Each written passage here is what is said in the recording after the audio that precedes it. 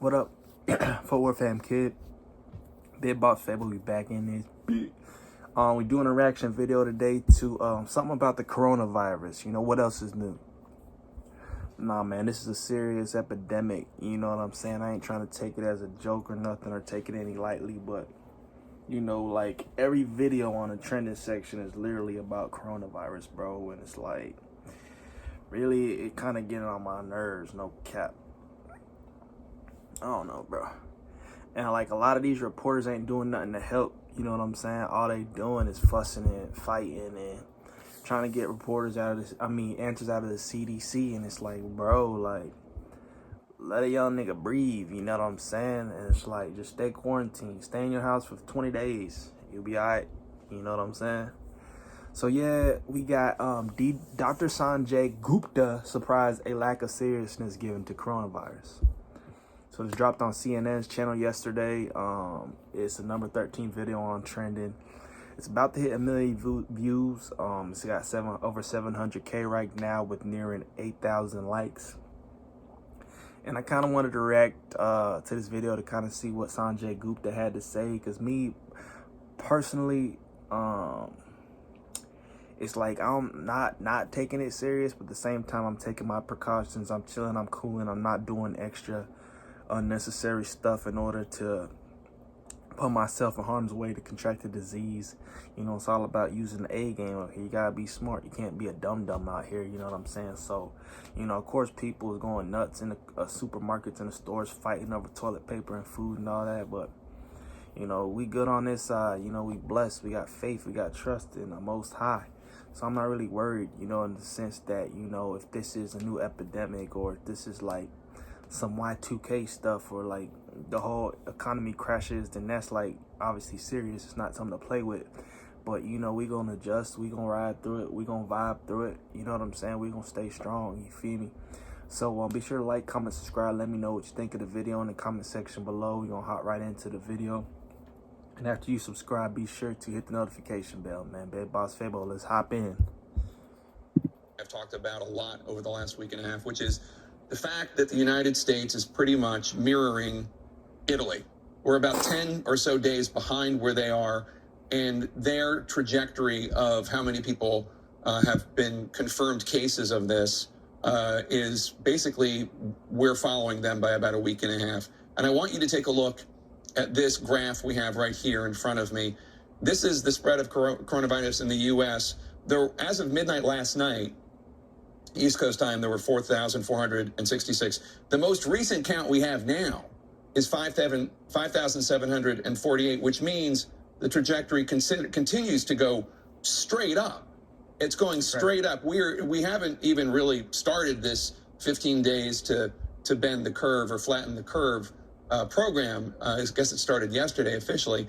But this is horrifying because this means pain, suffering, and death in a way that we Americans could control more, but we are not. That is exactly right, Jake, and it's what I think most people in the public health community are really worried about. Maybe it's human nature to some extent not to pay attention to something until it's smacking you in the face. But I think that's what's happening here. I mean, look, some of the numbers we know the numbers are going to go up because testing is now starting to finally catch up, right? There were 8,200 tests done, I think, over the last day or so. That was the biggest number of tests, I think, done in a single day. 60,000 total now, tests that have been performed. Still far below, you know, many of these other countries. So some of that is going to obviously drive these numbers up. Also, you know, it's 5 days between the time someone's exposed to the time they start to show symptoms on average. So, you know, these numbers are going to be behind the curve there as well. My point is this, Jake. These numbers are just going to continue to go up because it is spreading and because the testing is out there.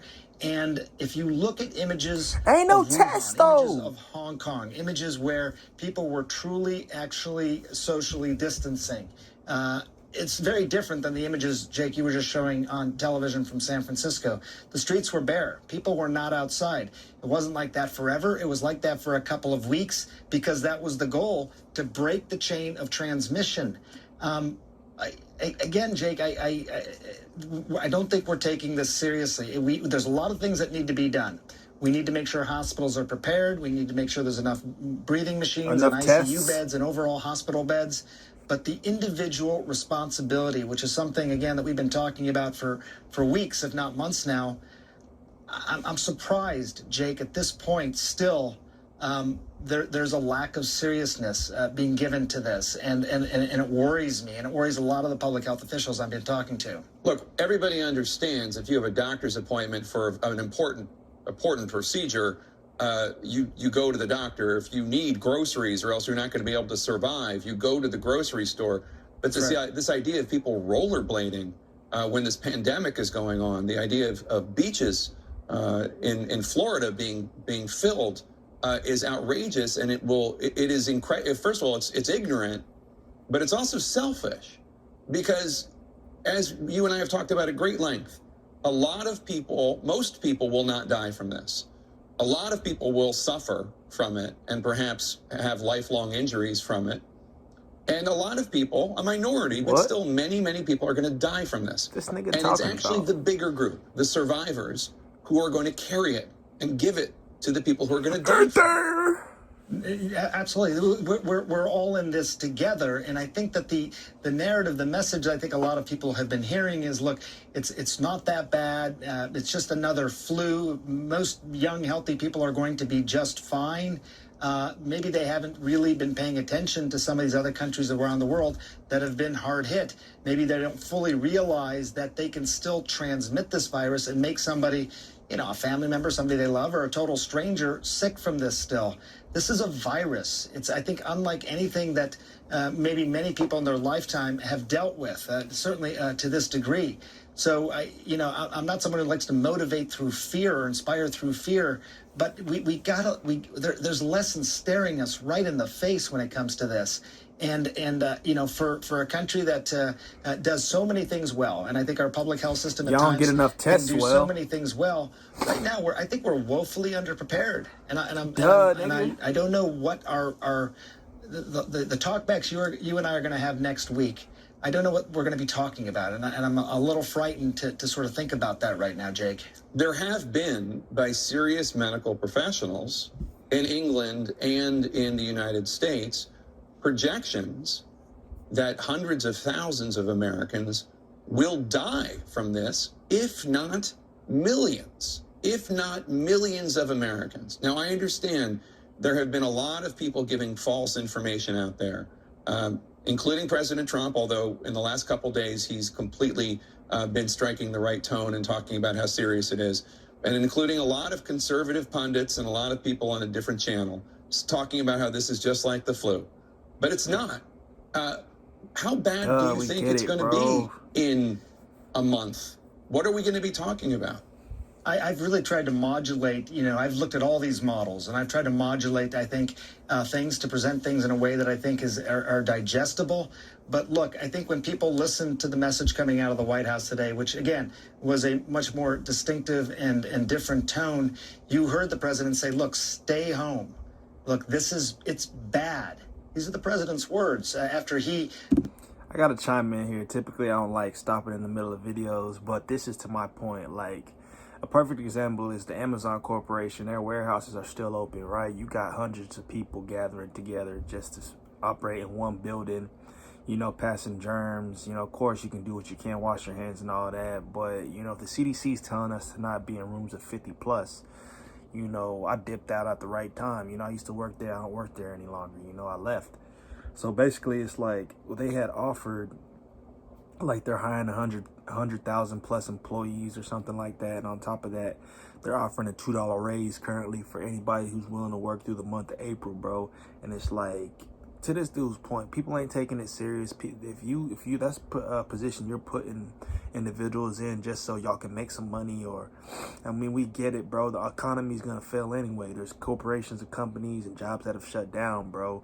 We get that Amazon Prime can deliver to your doorstep, and during this period of time, we need deliveries to people's doorsteps. And it's like, bro, there's bigger things than that. You shouldn't be putting people's life in jeopardy just to make some extra cake, just because Amazon Prime, needs to be, or Amazon, whatever it's called, needs to be delivering door to door because people can't step outside.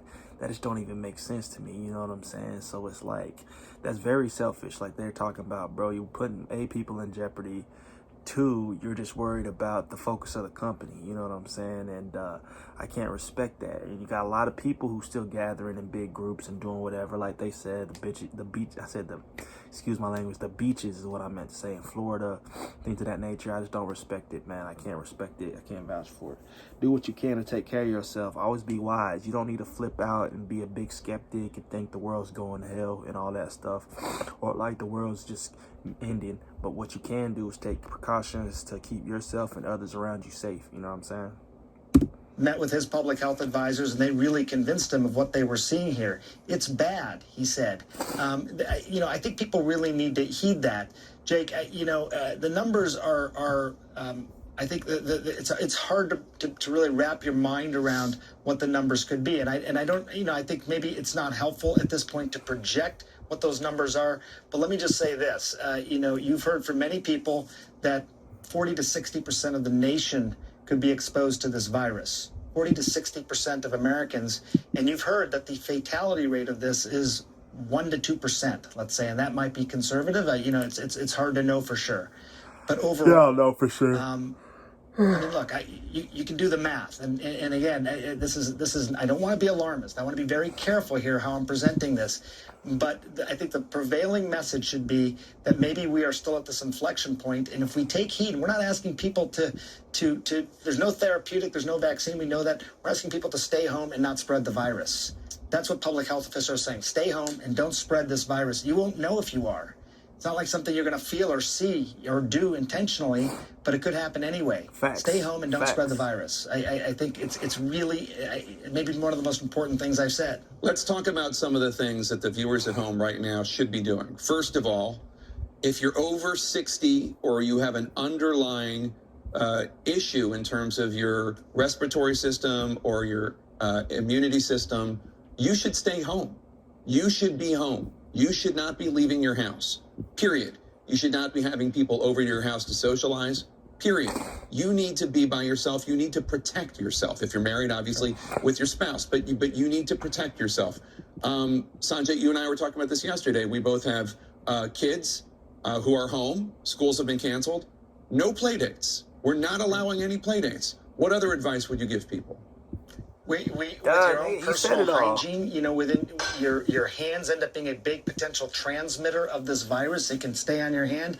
You can touch yourself. You can touch someone else and spread the virus. So making sure your own personal hygiene with regard to hand washing is clear. Every time you touch surfaces, make sure you're wiping surfaces, because again, we know that virus can stick to surfaces.